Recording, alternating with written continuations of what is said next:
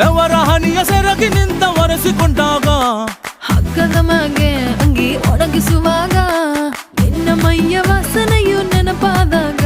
ಎರಡು ಕೈಯ ನೆತ್ತಿ ನೀನು ಜಡಿಸುತ್ತುವಾಗ ದಿಮ್ಮನಪ್ಪಿಕೊಂಡು ನಿದ್ದೆ ಮಾಡುವಾಗ ಸುಸ್ತಾಗೋಗಿ ನೀನು ಆಕಲಿಸುವಾಗ ಬತ್ತವಲ್ಲ ಫೀಲಿಂಗ್ಸು ಬಂದು ಬಂದು ಮುಚ್ಚಾಗ್ತಾವೆ ಫೀಲಿಂಗ್ಸು ಬತ್ತವಲ್ಲ ಫೀಲಿಂಗ್ಸ್